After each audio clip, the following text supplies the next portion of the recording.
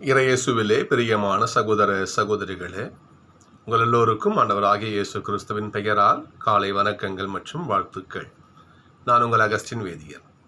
இன்று செப்டம்பர் மாதம் 30ஆம் தேதி 2025ஆம் ஆண்டு. ஆண்டவரின் மடியில் 5 நிமிடங்கள். சகோதர சகோதரிகளே, பாரதியாருடைய ஒரு பொன்மொழியினை சொல்லலாம். அவர் பொறுத்த மட்டிலே காக்கை குருவிகள் எங்கள் ஜாதி, எல்லாம் ஒண்ணுதான், யாருக்கிட்டையும் பாகுபாடு கூடாதுன்னு சொல்வார். கணியன் பூங்குன்றனார் சொன்னார், யாதும் ஊரே யாவரும் கேளீர். எல்லாம் எங்க ஊர் தான், எல்லாருமே எல்லா மனுஷனும் எங்க சொந்தக்காரங்க தான். யாதும் ஊரே யாவரும் கேளீர். ஆனால் அப்படிப்பட்ட பெரியோர்கள் மகான்கள் வாழ்ந்த இந்த மண்ணிலே தான் பல வகையான பாகுபாடுகள் இன்னைக்கு இருக்குது. பல வகையான பாகுபாடுகள், சாதிய பாகுபாடு, மொழியின் அடிப்படையிலே பாகுபாடு, இல்லையா, நிறத்தின் அடிப்படையில் பாகுபாடு. மேல நாடுகளிலே நிறத்தின் அடிப்படையில் ஒதுக்குவார்கள். நிறத்தின் அடிப்படையில் பாகுபாடு, சாதிய பாகுபாடு, மொழி பாகுபாடு, இன பாகுபாடு, பிறப்பின் இடத்தின் அடிப்படையில் பாகுபாடு. இந்த ஊரை சேர்ந்தவன், இந்த ஊரை சேர்ந்தவன், நாங்கள் தான் மேலானவர்கள், நீங்களாம் கீழானவர்கள். இன்னும் எவ்வளவோ இருக்குது இன்னைக்கு இந்த உலகத்தில், எல்லாம் எவ்வளவோ இருக்குது. இப்படிப்பட்ட பிரிந்து கிடக்கும் இந்த சமுதாயத்தை கடவுள் எப்படி பார்க்கிறார் என்பதுதான் இன்றைய தியானம்.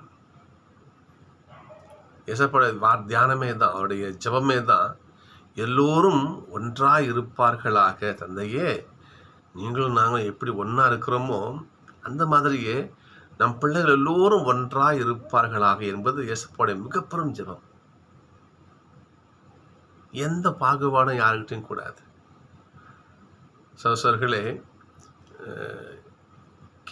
கிமு 722 அந்த 7ஆம் நூற்றாண்டு பிற்பகுதியிலே அசீரிய ராஜா என்ன பண்ணா, இஸ்ரேல் நாட்டு மீது படையெடுத்து வரான்.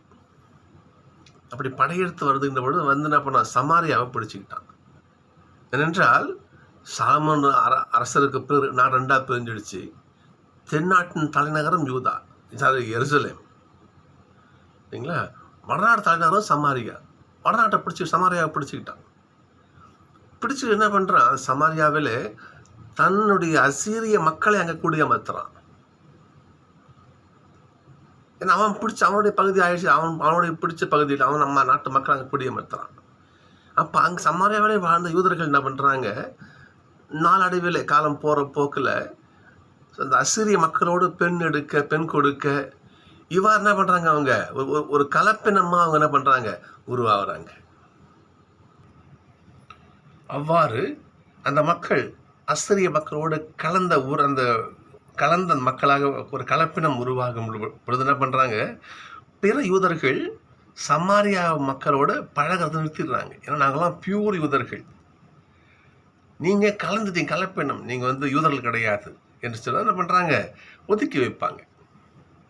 இது எசப்பா காலத்தில் இருந்த ஒரு ஒரு நிலை அது. எனவே தான் யோவானில் பாருங்க பார்ப்போம், 4ஆம் அதிகாரத்தில் சமாரியா பெண்கிட்ட போய் சமாரியா பக்கமாக போகும்பொழுது எசப்பா ஒரு அம்மா தண்ணி கேட்பார், தண்ணி கொஞ்சம் குடிக்கிறதுன்னு கேட்பார். அப்போது என்னம்மா சொல்லுவாங்க பாருங்கள், சமாரியா பெண் சொல்லுவாங்க, உங்கள் ஆளுங்கள்லாம் எங்கிட்ட தண்ணி வாங்கி குடிக்க மாட்டாங்களே அப்படின்னு அந்த அம்மா கேட்பாங்க பாருங்கள். அப்போது இயேசு சொல்லுவார், தண்ணீர் கேட்பது யாருன்னு நீ தெரிஞ்சால் வாழ்வதோறும் தண்ணீரை நீயே அவர்கிட்ட கேட்பன்னு சொல்லி இயேசு சொல்லுவார். ஏன் சொன்னால் தண்ணி கூட வாங்கி குடிக்க மாட்டாங்க சமாரியா கிட்ட யூதர்கள், அந்த அளவுக்கு ஒதுக்குகின்ற ஒரு மக்கள் வாழ்ந்தாங்க. சகோதரர்களே, அந்த பகுதிக்குத்தான் என்ன பண்ணுறாரு. அது மட்டும் இல்லாமல் வடநாட்டிலிருந்து தென்னாட்டிற்கு மக்கள் பயணம் செய்து வருகின்ற போது என்ன பண்ணுறாங்க, சமாரியா உள்ள பூந்து யூதர்கள் வரமாட்டாங்க. யோர்தான் ஆத்தை ஒற்றி அந்த பகுதியில் அப்படியே கடந்து வருது பழக்கம் வச்சுருந்தாங்கன்னா அது அந்த பக்கம் உள்ள கூட பூந்து வரக்கூடாது, அப்படி ஒதுக்குனாங்க. எனவேதான் நல்ல சமாரியன் என்ற ஓமை இயேசு சொல்வார் பாருங்க பாப்போம். அப்படி ஒதுக்குற அந்த சமாரியன் தான் உதவி செய்யறான் அப்படின்னு சொல்லிட்டு ஏசப்பா நல்ல அந்த உண்மை சொல்லுவார். ஏன்னா சமாரியன் ஒதுக்கப்பட்டாங்க. அந்த பகுதியில் தான் ஏசப்பா என்ன பண்றாரு, போறாரு, தங்க ஆசைப்படுறாரு. தங்க ஆசைப்படல, அந்த பக்கமாக கடந்து அவர் யூதாயாவுக்கு வராரு. அப்படி வரும்போது தான் அந்த மக்கள் வருத்தப்படுறாங்க. ஏசப்பா இங்கே தங்க மாட்டாரா, ஏசப்பா எங்கள் சமாரியாவில் தங்க, எல்லாரும் ஒதுக்குறாங்களே, ஏசப்பா இங்கே தங்க மாட்டாரா என்று மக்கள் ஏங்குறாங்க. ஏசப்பா என்ன பண்ணுறாரு, அதில் கடந்து இந்த பக்கம் வர பிரயாசப்படுறாரு. அப்படி கடந்து ஒரு போகிறத அந்த மக்கள் விரும்பல, இங்கேயே தங்க மாட்டாரா என்று அவளாக ஆசைப்படுறாங்க. அந்த இதில் ஒரு மக்களுக்கு ஒரு வெறுப்புன்னு சொல்ல முடியாது, ஒரு கஷ்டத்தில் ஒரு ஃபீல் பண்ணுறாங்க அவங்க. இந்த வருத்தத்தை பார்த்து சீடர்கள் என்ன பண்ணுறாங்க, பார்த்தீங்கன்னா ஏசப்பாவே அவங்க தயங்குறாங்க. அவரை பார்த்து ஒரு மாதிரி ஃபீல் பண்ணுறாங்க.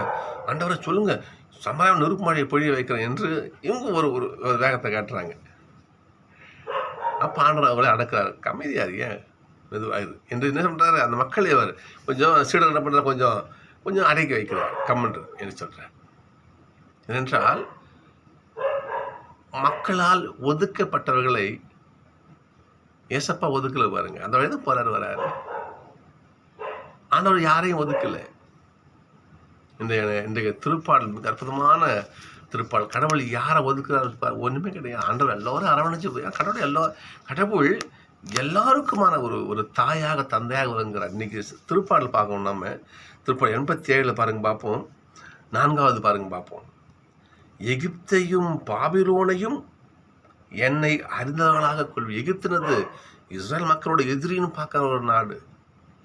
பாபிலோன் எது அவனுடைய மக்களை அடிமையாக பிடிச்சிட்டு போன ஒரு நாடு. அந்த நாட்டையும் கூட ஆண்டவர் என்னை அறிந்த பிள்ளைகளாக நான் பார்க்குறேன். நான் இன்னும் பாருங்க பார்ப்போம். பெலிஸ்தியர், தீர், எத்தியோப்பிய நாட்டினை குறித்து இவர்கள் இங்கே பிறந்தவர்கள், அவங்களும் எருசலேம், அவங்களுக்கும் தாய் வீடு எருசலேம், அவங்களும் என் குழந்தைங்க தான் என்று ஆண்டவர் என்ன பண்ணுறாரு, எல்லா மக்களையும் என்ன பண்ணுறாரு, ஒன்று கூட்டி அரவணைத்து கடவுள் போகிறார். நாம தான் என்ன பண்ணுறோம், இவன் இப்படி ஒதுக்கி வை, இவன் இப்படி, இவன் இந்த பக்கம் ஒதுக்கி வை. இந்த பாகுபாடுகள் என்று மறையுமோ, கடவுளுக்கு தான் வெளிச்சம். நான் என்ன பண்ணுறேன், கொஞ்ச நாளுக்கு முன்னாடி ஒரு வீட்டுக்கு ஓட்டுநராக பணி செய்ய ஒரு வீட்டுக்கு வேலைக்கு போயிருந்தேன். அவர்கள் என்னை நடத்திய விதம் நானே சாட்சியமாக சொல்லுவேன். அப்படி இருந்துச்சு. என்கிட்ட அவங்க கார் சாவியை கொடுக்கும் பொழுது என் கையை தொற்றக்கூடாது. அவங்க நான் அப்படி கை வைப்பேன், சாவி இப்படி போடுவாங்க இப்படி என்கிட்ட. ஒரு நாள் தான் அங்கே இருந்தேன் நான், அப்புறம் போவே இல்லை வீட்டுக்கு வேலைக்கு. ஏனென்றா சகோதரர்களே, ஒரு வேலைக்காரனை கூட என்ன பண்ணாங்க அவங்க, அப்படிதான் அதான் அவங்களுடைய எண்ணம். வேற என்ன சொல்லுங்க, அவர் ஒன்றும் நமக்கு சொல்வதற்கு கிடையாது. இன்னைக்கு முதல் வாசகம் நீங்கள் பார்க்கணும், சக்கரையால வாசகம் பார்க்குறேங்க. நீங்கள் பாருங்க பார்ப்போம். இன்னைக்கு வாசிக்கிறேன் பாருங்களேன். படைகளின் ஆண்டவர் சொல்றாரு, பல நகர்களில் குடியிருப்போர் கூட என்ன பண்ணுவாங்க, ஆண்டவரை நோக்கி வருவார்கள். ஒரு நகரில் குடியிருப்போர் மற்ற நகருக்கு சென்று நம் ஆண்டவரின் அருளை மன்றாடவும், படைகளின் ஆண்டவரை தேடவும், வழிபடவும், நாடவும், விருந்து செல்வம் வாருங்கள். என்ன பண்ணுவாங்க, எல்லா மக்களும் ஆண்டவரை அண்டி வருவார்கள். தம் பிள்ளைகள் எல்லோரும் தான் ஆண்டவர் நோக்கி பயணம் பண்ணுவாங்க என்று இன்றைய வாசகங்கள் நமக்கு ஒரு நல்ல கருத்தை சொல்லுது பாருங்க. இன்னைக்கு கடவுள் யாரையும் ஒதுக்குவது கிடையாது. கடவுள் யாரிடமும் வேற்றுமை பாடுறது கிடையாது. கடவுள் யாரையும் தேவலன்னு தூக்கி போடுவது கிடையாது. சாதி, மதம், இனம், மொழி, நிறம், இடம், இல்லையா, இன்னும் எவ்வளவோ சொல்லலாம். இன்னைக்கு நாம் அவ்வளோ பாகுபாடுகள் பார்க்குறோம். சகோதரர்களே, இவை அனைத்தையும் ஆண்டவர் வெறுக்கிறார். இயேசுவுடைய ஜெபம், எல்லோரும் ஒன்றாய் இருப்பார்களாக. ஒருவேளை இன்னும் மனசில் தோணுது, ஏசப்பாவோட நிறைவேறாத ஜெபம் இதுவாக தான் இருக்குமோ நினைக்கிறேன். ஏசப்பாவுடைய நிறைவேறாத ஜெபமாக இருந்திருக்கலாம் நினைக்கிறேன் நான். ஏசப்பா ஜெபிச்சார்கள் இல்லையா, அது இன்னும் நிறைவேறலை. மற்ற அனைத்தையும் நிறைவேற்றக்கூடிய நிறைவேற்றக்கூடிய சக்தி, வல்லமை ஆண்டவர்கிட்ட இருக்குது. ஆனால் இந்த வினாடி வரை எனக்கு என்ன என் மனசில் படுது, எல்லோரும் ஒன்றாக இருப்பார்களாக என்ற அந்த ஆண்டவருடைய ஜெபமானது இந்த வினாடி வரை ஒரு நிறைவேறா ஜெபமாக தான் இருக்குதுன்னு நான் ஃபீல் பண்ணுறேன். எனக்கு என் மனசுக்கு தோணுது.